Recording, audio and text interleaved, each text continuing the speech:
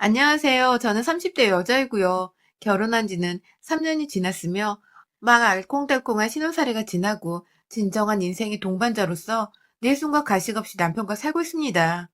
아이는 없고 둘이서 돈 벌어서 하고 싶은 거 하고 먹고 싶은 거 더 사 먹으며 살려고 불만 없이 현재의 상황에 잘 만족하며 지내고 있어요. 다만 만족은 우리 남편한테만 해당하는 얘기고 내내 거슬리고 꺼림칙 했었는데 여자 촉만큼이나 며느리 촉도 틀린 거 하나 없더군요. 자꾸만 이 결혼이 꽝이라 생각하게 만들어준 단 한 사람과 신내린 듯한 며느리 촉으로 한판 떴던 사연을 공유하며 여러분께 사이다를 좀 투척해드리려 합니다. 저희 시어머니는 저 결혼할 적부터 저를 그냥 딸이라고 부르셨습니다. 어머님한테는 늦둥이로 태어난 아들만 둘이 있거든요. 결혼하고서 15년 내내 아들은커녕 딸조차 태어나지 않아 시어머니는 시어머니의 시어머니께 그렇게나 미움을 받고 구박을 받으며 지내셨다고 해요. 시아버지와도 사이가 좋지 않은 건 물론이고 자꾸만 밖에 나가서 씨 뿌리고 다니려 하는 시아버지를 부여잡고 산다고 매일 밤에도 뒤통수에 눈알 두 개를 달고 사셨다는 걸 농담처럼 말씀하는 분이셨습니다. 그러다가 하루 술 취해서 방 안에 뻗어계시던 시아버지를 덮치고서는 저희 아주버님을 덜컹 가져버리시곤 이내 삘 받으셔서 큰아주버님을 낳자마자 또 억지로 시아버지 술을 먹여 저희 남편을 가지셨다더군요. 술이 있어야 자고로 임신이 잘 되는 거라는 요즘 임산부나 임신 준비하는 사람들이 들으면 큰일 날 소리들을 정말이라는 듯 자랑이라는 듯 해대시는 시어머니가 처음엔 좀 창피하고 억세어 보이기만 했었죠. 저도 이왕이면 좀 더 고상하고 나긋나긋 예쁘게 말하시는 그런 시어머니를 가지고 싶었는데 그렇지 못한 게 좀 아쉽기도 했었고요. 그럼에도 내 남편을 무슨 방법을 썼든 나 좀 고마운 분이시니까 남편이나 아주버님이나 늦둥이로 태어나서인지 나이가 드신 부모님을 지극히도 챙기려고 하곤 했으니까 저도 며느리가 된 후로는 시어머니와 시아버지를 보다 열심히 정말 딸처럼 잘 챙겨드리려고 했습니다. 무슨 일에서인지 저 결혼할 때 봤던 형님께서는 시댁 행사에 거의 참석을 하지 않으셨어요. 저보다 2년 먼저 결혼을 하고 이 집안의 며느리로 사신 분이셨는데 정말로 단 한 번을 집에 오질 않으시고 아주버님만 달랑 보낸다거나 시부모님 없이 저희 집에서 형제들끼리 밥 먹고 술 먹고 할 때는 또 잘만 오곤 하셨죠. 무언가 형님과 시어머니 사이에 껄끄럽지 못한 일이 있었구나 싶은 저만의 예측을 해보면서 불편하실까 더는 물어보지 않고 그냥 이대로 다 좋다면서 전 얌전한 며느리로 지내고 있었습니다. 그런데요, 저도 왜인지 형님의 마음을 형님이 왜 시댁에 오지 않고 매번 아주버님만 보내시는지, 왜 피하시는지를 슬슬 알 것 같기만 했습니다.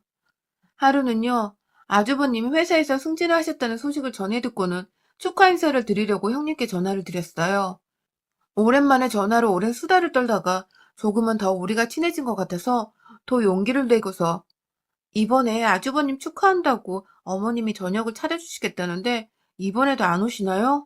하고 조심스럽게 여쭤보니 형님이 그러시더라고요. 동서, 거기서 음식이란 음식은 다 동서가 직접 떠먹어야 해. 명심해. 알았지? 라고 말입니다.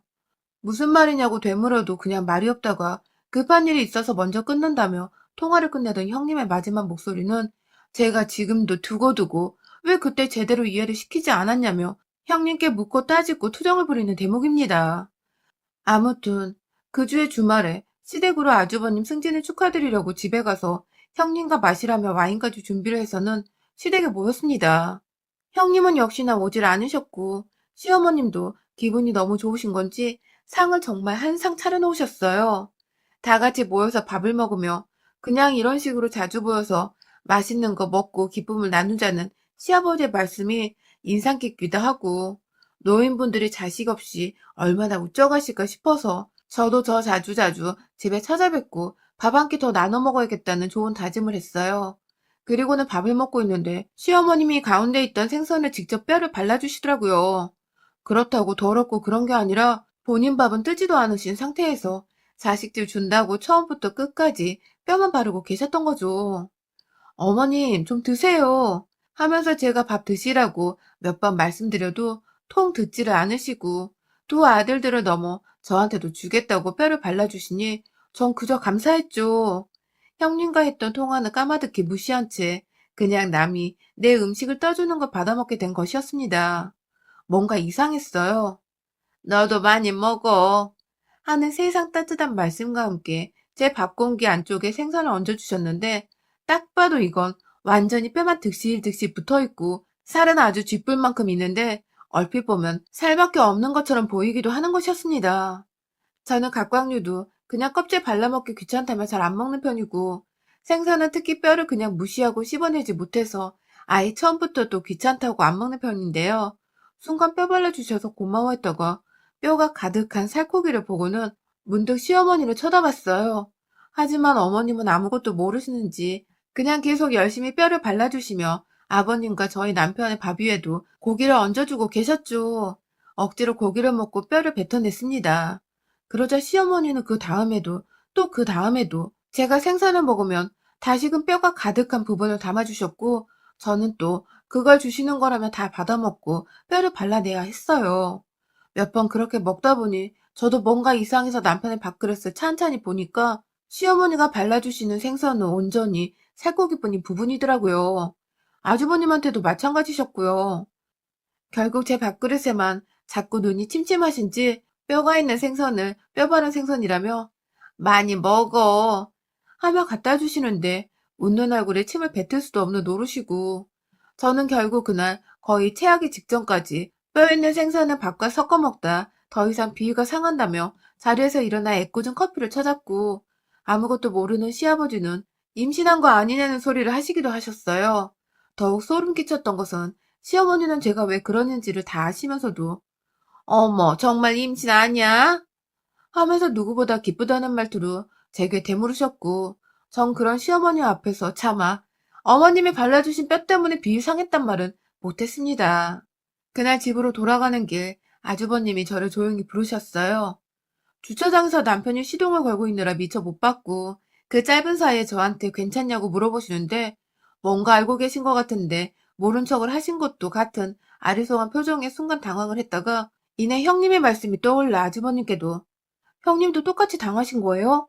하면 물어보니 아주버님은 자신이 예상하고 예측했다는 게 맞았다는 것에 놀라셨는지 정말 엄마가 그랬어요?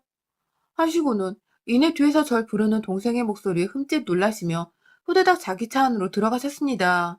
그리고 저는 집 가는 길에 남편과는 왜인지 모를 거리감이 들어서 시어머니에 대해서는 단 한마디도 나누지 않았어요.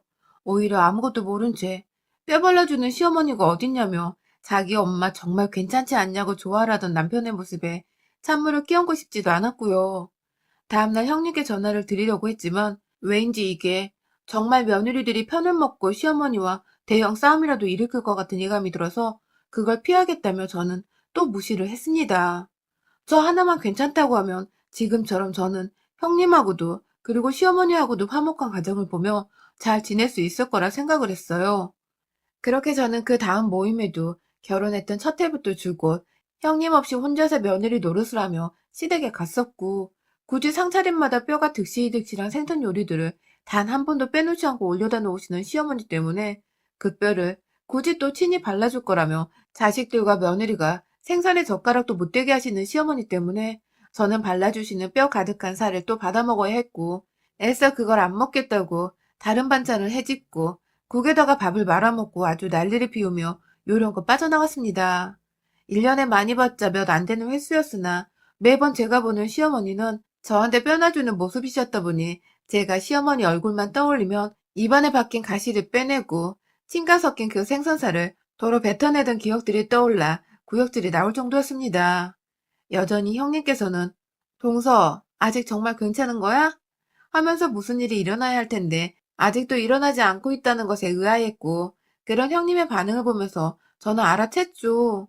아주버님께서도 집안에서 싸움이 크게 날까봐 형님께 제가 시어머니한테서 당하고 있다는 사실을 전하지 않았구나 하고 말입니다. 부부 사이에도 말을 안 섞는데 저라도 무슨 말을 전해야 할까 싶어 전 더욱 입을 꾹 다물게 되었습니다. 제가 원래 이렇게 참고 사는 성격도 아니었고 할 말을 하고 살아야 하는 타입인데 결혼이 뭐고 시어머니가 뭐라고 이리도 꾹 눌러닫곤 사는지 정말 제 스스로도 답답하고 화가 나더라고요.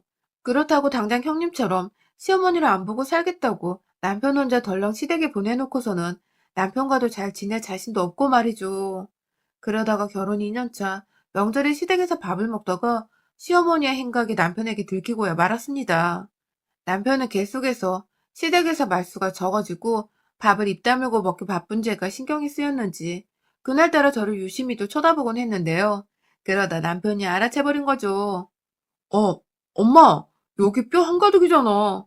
하고 제 밥그릇에 수북히 쌓여있는 생선들을 자기 젓가락을 이용해 뒤집어 보며 묻더니 기어코 이거 다 뼈인데?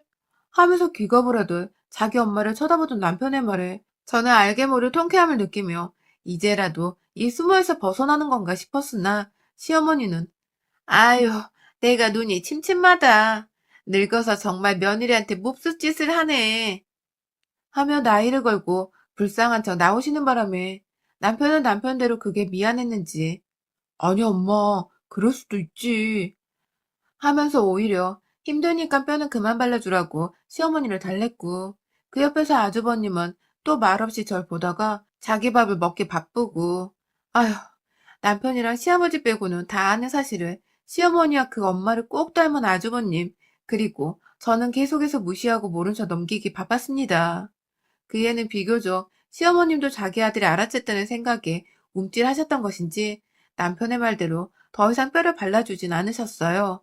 하지만 여전히 살코기 부분은 자기 아들들을 주면서 제 방향으로는 뼈가 훤히 드러나 보이는 살 부분을 가져다가 우리 며느리 먹어라 하면서 생선에서 분리를 해놓으셨고 전 그러면 또 시어머니 말 안 들으려고 일부러 애먼 생선 등으로 젓가락을 가져다 대고 쇠고기를 직접 발라먹었죠.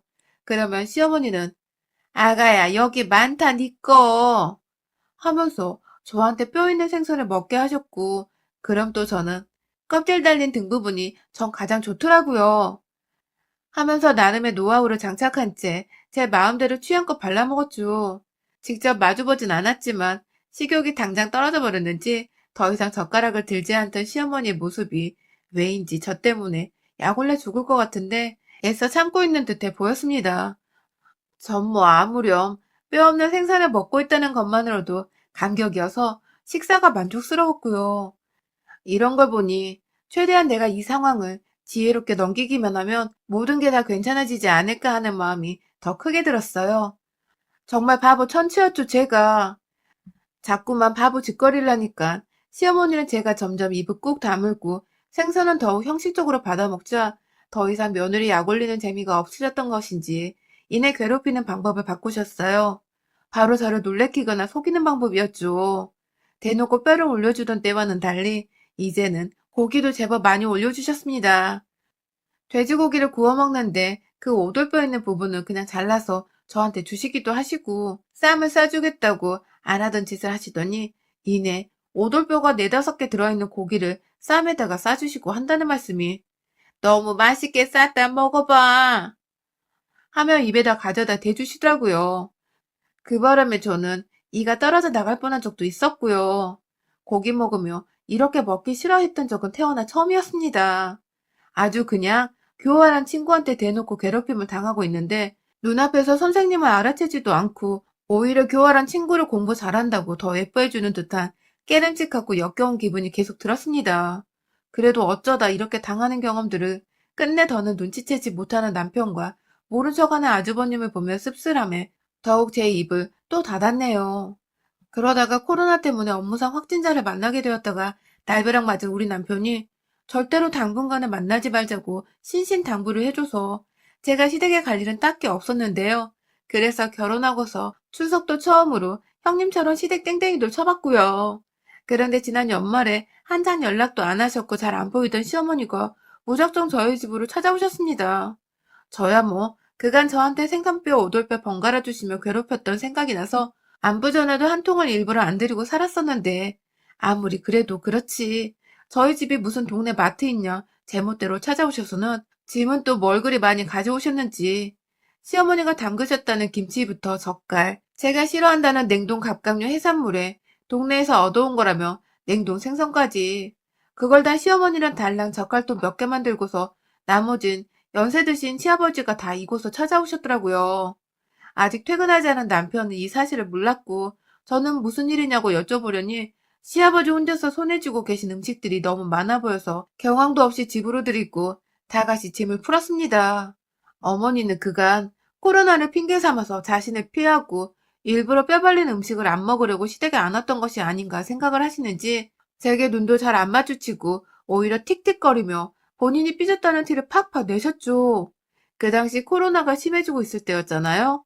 막 확진자가 1,000명을 우습게 넘어가고 있었고요. 그런데 그걸 통으로 무시하고는 단지 며느리가 자기를 안 볼 심상으로 코로나 핑계를 댔다면서 전에는 그래도 착한 시어머니 코스프레는 열심히 하시더니 오랜만에 뵌 시어머니는 심술이 많이 나셨었는지 그마저도 안 하시더라고요. 아니면 제 옆에 남편이나 아주버님이 없어서 그런 것일 수도 있고 말이죠. 제 기분도 슬슬 나빠지려고 하는 와중에 시어머니가 한가득 풀어놓은 짐들을 부엌 식탁에 올려버리시더니 녹여서 곧 먹어야 한다는 생선을 딱 밖에 꺼내놓더라고요. 그리고는 오느라 힘들었다면서 그대로 거실 바닥에 난방을 더 올리라고 하시고는 들어 누우셨어요. 시아버지는 혼자 멀뚱히 서서는 어찌 해야 할 바를 몰라 하시다가 제가 이불까지 꺼내드리면서 손 씻고 소파에 누워 TV 보며 쉬시라고 하니 그제서야 손 씻고 소파 위에 올라가 이불 덮고 계시다 잠이 드셨고요. 시어머니는 끝내 손을 씻지도 않으시고 생선을 만지작 하셨는데도 그 비린내 나는 꼴로 그냥 들어누워 계시다가 잠이 안 오시는지 계속해서 몸을 뒤척이셨어요. 저는 저대로 졸지에 한 집안에서 시부모님을 모시고 있느라 어쩔 줄 모르는 상태였고요. 괜히 밖에 나갈 이유도 없는데 불편하다는 이유로 지갑 하나 들고 장을 보러 나가기도 했고 일부러 저만치 다른 동네에 있는 마트까지 걸어가서는 생선이랑 먹을 몇 가지 야채와 제가 먹을 스팸까지 챙겨 샀습니다. 생선을 먹으면 또 뼈를 발라준다는 뜻일 텐데 제가 그 꼴을 또 당하고 있을 수만은 없으니까요. 집으로 들어가 남편이 퇴근할 시간에 맞춰서 요리를 시작했습니다. 어머니께서 생선만큼은 본인이 굽고 싶다고 굳이 좁은 부엌에 들어오셔서 도와주신다 하시니 그러라 했어요. 그중 뼈는 또 제 입에 들어갈 것을 대비해 생선을 안 먹고 싶다는 의사를 내비치며 전 요즘 이렇게 짭짤한 게 땡기고 좋더라고요. 하면서 스팸도 지글지글 구웠어요. 밥도 다 완성되었고 적당한 시간에 남편도 퇴근을 했어요. 집에 들어오자마자 이게 뭐냐며 자기 부모님을 보고는 적잖게 당황을 한 남편은 아니 요즘 시국에 누가 지역을 옮겨다니며 가족 집에 들락거려 하면서 대신 못마땅한 듯 그리고 걱정이 된다는 듯 시부모님을 나무랐고 시어머니는 기다렸다는 듯이 웃으면서 아주 태연히 대답을 하시더라고요. 며느리가 나보기 싫어 안 오길래 내가 직접 찾아왔지 하고 말입니다. 기분 나쁜 그 말에 남편과 제가 동시에 눈이 마주쳤어요. 코로나 시국에 애만 며느리 잡겠다 싶었는지 남편은 그게 왜 이 사람 탓이야? 코로나 탓이지. 하면서 뉴스에 나오는 사망자 소식 못 들었냐고 노인들이 제일 위험하다는 뉴스 안 보냐며 막 얘기를 하고 있고 시어머니는 늦둥이 아들이 자기 걱정해주는 게 좋아 죽겠는지 막 옆에 가서 그래? 그래? 하며 동조하고 있고 참 보기 낯뜨겁고 역겨웠네요. 이윽고 저녁상이 다 차려졌고 시어머니는 아니나 다를까 본인이 생선뼈 발라주시겠다며 자기 방향으로 생선그릇을 놓았어요. 저는 저대로 생선을 안 먹겠다는 의사를 내비치며 스팸을 제 앞에 가져다 대고 보란듯이 케첩을 뿌렸고요. 그런데 얼마 지나지 않아서 생선을 바르시던 시어머니는 역시나 또 그 뼈 있는 부분을 제 밥그릇 위에 올려놓으시는 게 아니겠어요? 한 번 올려놓으며 저와 눈이 마주치셨는데 어디 또 안 먹고 팩이나 보자 하는 눈빛으로 눈썹을 양껏 치켜 올리며 웃으시는데 와 진짜 저도 당하고만 있자니 제 목구멍에 가시로 구멍이 뚫려버릴 것 같아서 더는 못 받아 먹겠더군요. 그래도 오래간만이라면서 정말 잘 참고 몇 번을 생선을 더 받다가 시어머니께 말씀을 드렸습니다. 어머님, 저 입안에 정말로 가시 돋겠어요. 하고 말이죠. 그러자 어머님은 왜 그러냐? 하면서 아예 뭔 말인지 모르겠다는 듯이 말씀을 하시더니 이윽고 제가 뼈 가득한 생선을 남편한테 건네주기 시작하자 놀라셨는지 생선을 바르다 마시더라고요.